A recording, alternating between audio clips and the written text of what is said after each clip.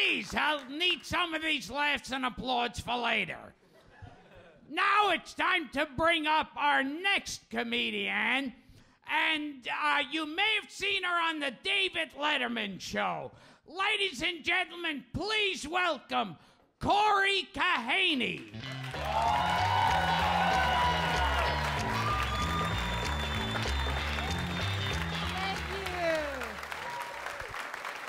Thank you. So if you have little boys, then you know they are all obsessed with video games. They're just, you cannot get them to look up from a video game. I actually, to get my son's attention now, you know what I do? I make the sounds from Angry Birds if I want him to do something. I'll be like, pick up your shoes. Ka ka ka ka. It's time for school. Goo-ga-zing. I am just as bad, though. I love my technology. I'm just as bad. Somebody gave me, for my birthday, I got a Kindle. That's nice, right? A Kindle. Okay, you know what I think about a Kindle? I think giving somebody a Kindle is like saying, I love you, but not enough to buy you an iPad.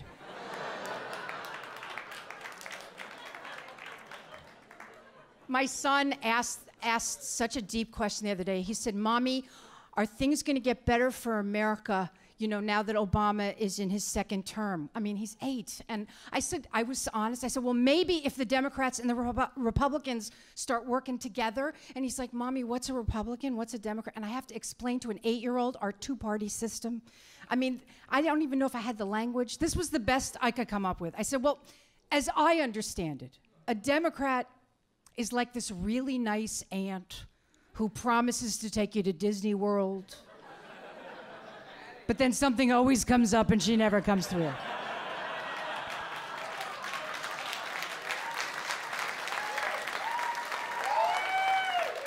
And a Republican is sort of like this really uptight uncle who tells you he can't afford Disney World, but then you find out that he went without you. Right?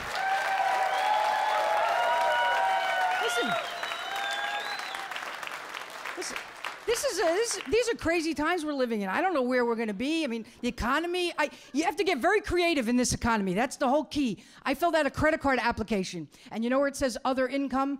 I put other credit cards. I'm paying bills late for the first time in my life.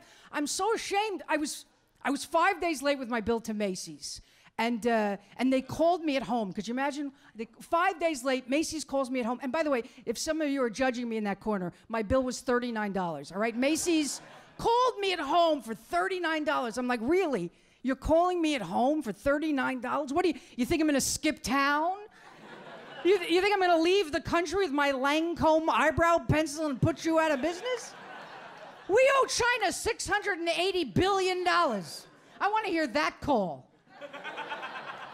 That's the call I want. Hello, this is Mr. Chen.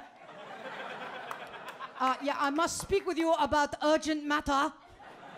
Yeah, just to update our records, are you still at 1600 Pennsylvania Avenue? All right, I'm glad you like that joke. Thank you.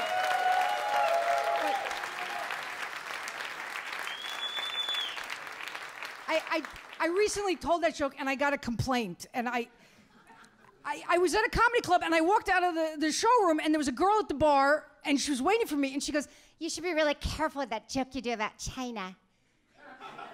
And I said, really, why? And she goes, because it might be offensive to some people.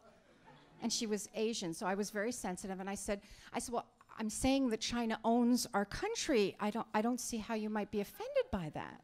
I mean, it's not like I said, guy goes into a bar, the bartender is Chinese, the guy orders a vodka, he says, give me a Stoli, and the bartender says, okay, once upon a time.